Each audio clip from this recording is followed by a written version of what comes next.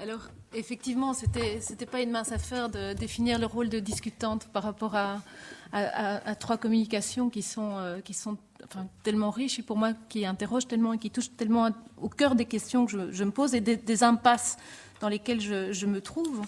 Alors, peut-être dans un premier temps, pour rapidement dire comment j'ai reçu ces trois communications, ou ce qui m'y a accroché dans celle de Didier Fassin, d'abord ces notions d'économie morale, de subjectivité morale, l'idée aussi du travail d'institution comme le lieu d'une articulation entre macro-sociologique, micro-sociologique et justement économie morale, subjectivité morale.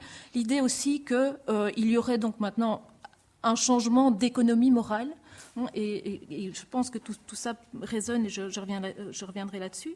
Dans la communication de Shaura, la question effectivement de la justice à flux tendu, de la récidive, qui n'est pas une nouveauté, mais enfin effectivement de cette criminalisation maintenant qui fait qu'on définit des personnes, on les saisit et par une sorte de criminalité intrinsèque.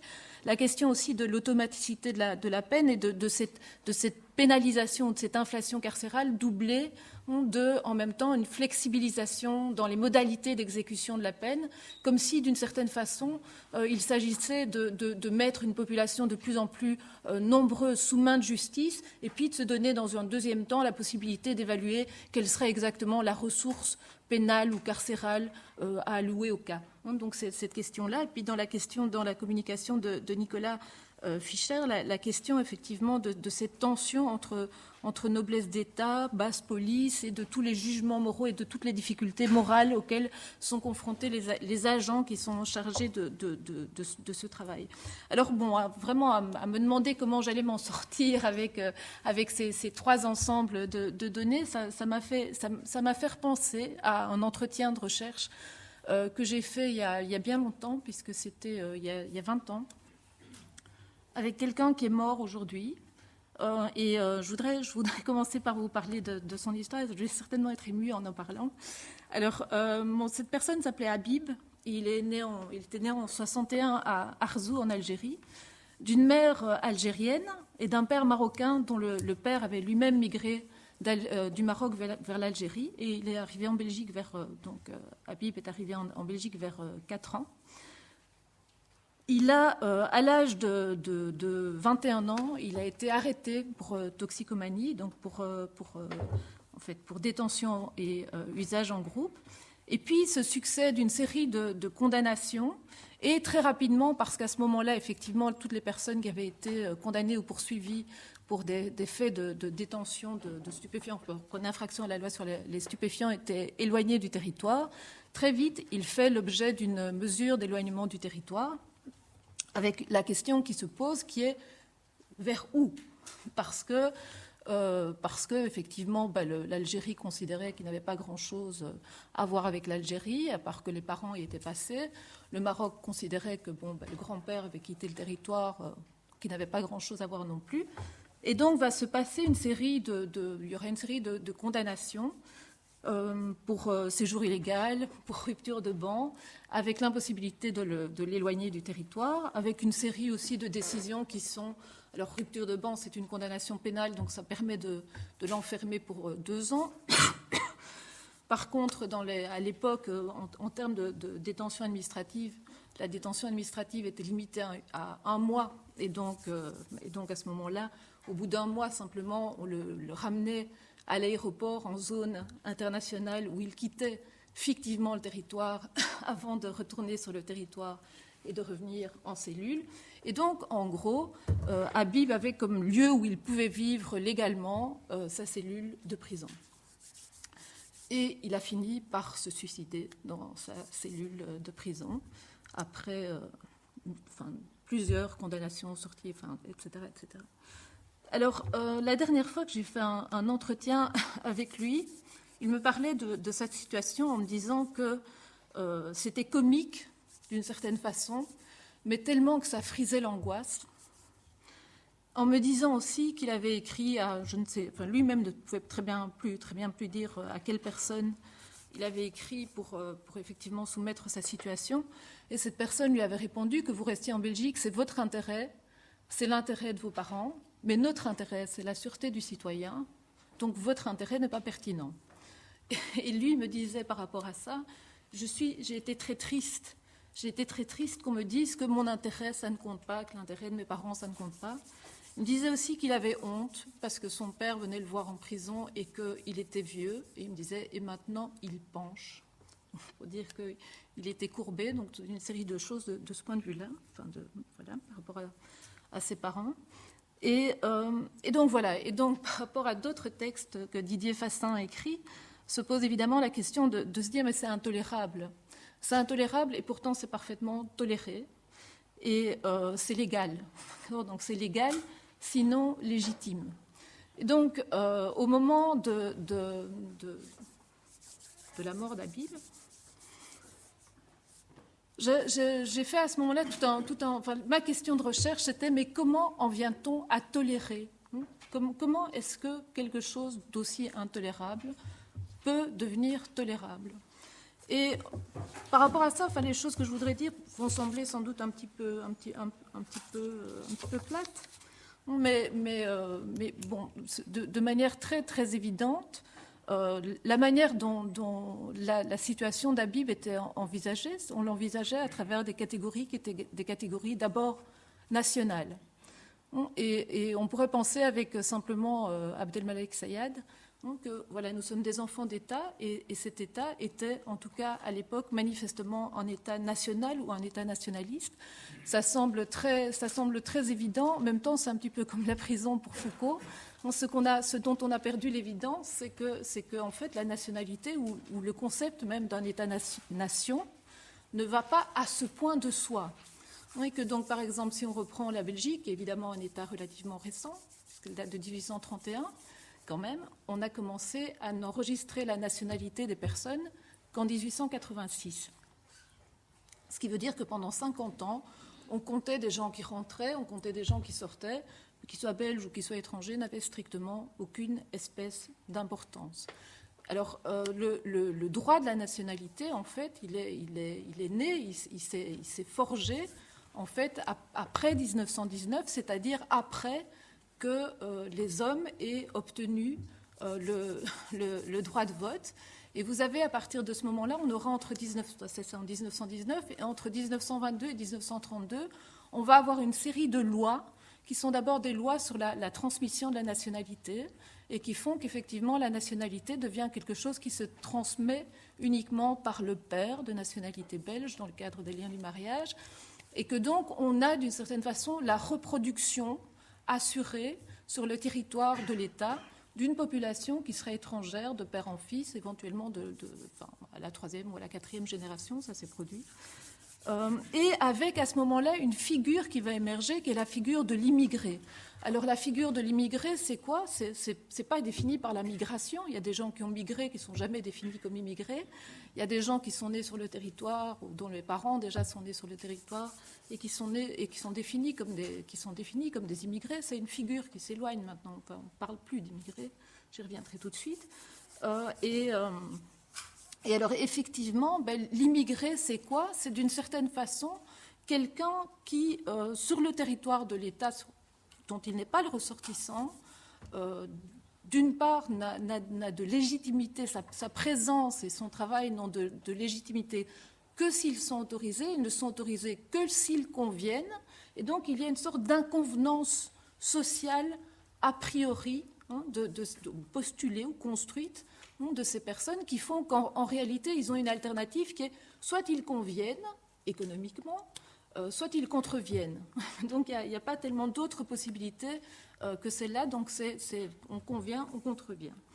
Avec ça, évidemment, la question aussi qui va s'ajouter dans le cas d'Habib, qui est qu'effectivement, Habib a été condamné pénalement et que d'une certaine façon, vous aurez par rapport à ça, à l'efficace discriminante de la nationalité, va s'ajouter l'efficace discriminante du crime, ou de ce qu'on appelle comme tel, parce qu'on peut criminaliser tout ce qu'on veut, donc c'est pas un problème, donc le crime n'est pas quelque chose, le crime c'est simplement un comportement qui est criminalisé. Mais en tout cas, le crime, ça consonne avec discrimination, et c'est en réalité pas par hasard, puisque en fait, ça vient d'un même mot en grec crino, ou bien en latin cernere, qui veut dire en fait distinguer, discriminer, séparer. Et donc, et vous aurez en grec, en krino, c'est inclure dans la cité, ek krino, c'est exclure de la cité. Et donc, le crime est vraiment quelque chose qui d'une certaine façon, légitime, qu'on soit dedans ou qu'on soit dehors. D'une certaine façon, qu'on renvoie, qu'on exclut quelqu'un qui est criminalisé, c'est quelque chose qui ne pose pas véritablement problème, qui pour toute une série de personnes, enfin Nicolas vient de redire, tout au bas de l'échelle, on aura les étrangers qui ont commis des infractions. Effectivement, dans ce cas-là, on peut dire d'une certaine façon, l'éloignement du territoire va être perçu comme légitime ou légitimé. Et donc, d'une certaine façon, ça fait aussi du crime ou de la criminalisation ou de la pénalisation un excellent outil, si vous voulez, ou un excellent dispositif de gestion de la population et de transformation de questions qui sont des questions politiques en des questions qui sont des questions morales, mais ou des questions de place, ça va faire des questions de faute et de faute individuelle. D'une certaine façon, Habib n'avait qu'à pas enfreindre la loi sur les stupéfiants et rien de tout ça ne lui serait arrivé. Alors, Habib est d'une certaine façon, si vous voulez, c'est la fin d'une période aussi, c'est-à-dire c'est la fin d'une période, c'est la fin d'une certaine structuration de l'État ou de la population sur l'État. Alors j'ai dit que le droit des étrangers, ou bien ce qui a d'abord été la réglementation du travail des étrangers, et puis le droit de la loi sur la police des étrangers, puis le droit de l'accès au territoire, du séjour, de l'établissement et de l'éloignement des étrangers, tout ça, d'une certaine façon, c'est lié à une certaine découpe de la population sur le territoire de l'État, qui était la découpe entre effectivement des nationaux et des étrangers. Et au XIXe siècle, on a eu une autre découpe, si vous voulez, de cette population, qui était une découpe qui était opérée par le sens, et où donc les citoyens et les non-citoyens étaient définis d'une manière tout à fait différente, d'où le fait, effectivement, que la nationalité n'avait aucune importance. Les non-citoyens confondaient les populations laborieuses, qu'elles soient belges ou qu'elles soient étrangères, n'avaient pas tellement effectivement d'importance. Alors, ce qu'on voit en fait à partir des années 80 en Belgique, c'est toute une série de choses, si vous voulez. C'est d'une part une transformation du droit de la nationalité. Donc, petit à petit, on va revenir à une forme de droit qui est un droit du sol, et on va aussi donc remodifier cette espèce de coupure entre le peuple sujet des lois et le peuple objet des lois.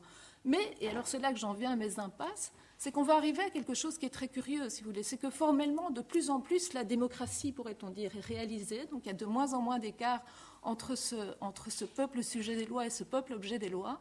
Mais il y a par contre une sorte de nouvel écart qui s'est mis entre un peuple dans la loi et un peuple hors la loi. Donc on a pendant beaucoup milité dans les années 80 pour réduire les discriminations qui étaient basées sur la nationalité. On les a effectivement réduites. Ce qu'on n'avait pas prévu, c'était qu'il y aurait cette espèce de rabattement, si vous voulez, ou de doublage, ou de rabattement, oui, vraiment de la nationalité sur la criminalité ou sur la pénalité, qui va se réaliser dans la figure de l'illégal. Et l'illégal est quelqu'un qui a encore bien moins de droits que n'en avaient les immigrés, d'accord, et pour lesquels il est encore bien plus difficile de lutter qu'il n'était difficile déjà de lutter pour les immigrés. Et donc, on se retrouve dans la situation maintenant. Donc, si vous voulez, là, je vous dessine quelque chose qui est une sorte de nouveau à partir de la Belgique et en passant sur toutes nos mésaventures linguistiques, mais quelque chose qui est de trois temps dans les découpages de la population. Donc, vous avez avant 1919, vous avez effectivement pas d'importance du clivage ou de la différence entre nationaux et étrangers. Et puis vous avez des années 20 jusqu'aux années 80, vous avez effectivement cette importance très grande du clivage entre nationaux et étrangers. Et puis on se retrouve maintenant avec autre chose. Ce qui est tout à fait intéressant ou important, si vous voulez, c'est de constater qu'à ces trois périodes correspondent, grosso modo, d'une part, plus ou moins trois formules de gouvernement. D'accord ? Donc vous avez au XIXe siècle la formule libérale de gouvernement, vous avez après, entre 20 et 80, c'est vraiment l'âge de la formule sociale de gouvernement, donc de la construction petit à petit de l'État social, avec, par rapport à ce que Shaura disait, deux moments dans la politique criminelle, à la fois le moment de la défense sociale, qui alors indexait, je dirais, la proportion de la peine à la dangerosité, et puis la nouvelle défense sociale qui l'indexait à l'antisocialité, enfin ce qu'on appelait l'antisocialité. L'infraction était donnée comme une sorte d'indice de l'antisocialité. Et puis on se trouve maintenant dans quelque chose d'autre de nouveau. Mais si vous regardez, alors maintenant, pas seulement les formules de gouvernement, mais le comportement, si l'on peut dire, de la population carcérale, on remarque au XIXe siècle qu'il y a d'une part des taux d'incarcération qui sont extrêmement élevés, avec des variations qui sont des variations très très grandes à chaque fois qu'il y a des crises économiques. Donc vous avez des pointes ou des pics extrêmement importants dans la population détenue, notamment vers 1848 et puis à la fin du XIXe siècle. À partir de 1920 et de 1980, on a alors d'une part un taux d'incarcération détention qui est beaucoup plus bas et une courbe qui est relativement plate. Donc, avec toute une série et on voit là, si vous voulez, en partie l'efficace du droit de la nationalité en relais du droit pénal, qui était le fait que, effectivement, en partie, les soubresauts conjoncturels étaient gérés au moyen du droit de la nationalité, par le fait qu'on éloignait du territoire ou qu'on ramenait sur le territoire, plutôt que d'enfermer. Donc il y avait bien un mécanisme ou des dispositifs de contrôle de cette population flottante, mais pas simplement par la pénalisation. Et puis ce qu'on voit à partir effectivement du moment où ce qu'on pourrait appeler une formule néolibérale de gouvernement ou quelque chose qui se détricote en tout cas du côté de l'État social, on se trouve maintenant dans une... si vous voulez, effectivement en Belgique aussi, on a doublé la population carcérale. On se trouve à peu près, pas en taux, mais en chiffre absolu, on se trouve au même chiffre que lors des crises économiques du XIXe siècle. Pas en taux parce que le volume global de la population a changé, avec de nouveau une diversification des formes d'enfermement, puisque effectivement on a non seulement l'enfermement pénal, mais qu'on a créé toute une série de centres que vous appelez des centres de rétention, qu'on appelle nous des centres fermés, et qu'on institue, si vous voulez, des nouvelles formes légales de détention. Donc quand Habib était en prison, effectivement, on pouvait être retenu à la disposition de l'Office des étrangers pendant 1 mois. Puis on est passé à 2 mois, puis on est passé à 2 mois renouvelables jusqu'à 8 mois. Donc vous voyez que petit à petit, effectivement, ce type de détention devient tout à fait permis ou autorisé. Et alors, par rapport à cette question de économie morale, économie politique. Alors oui, je pense bien, si je vous parle de cette transformation des chiffres de la pénalité et des formules de gouvernement, c'est parce que je pense bien effectivement qu'il y a un changement d'économie politique qui se double d'une transformation de l'économie morale.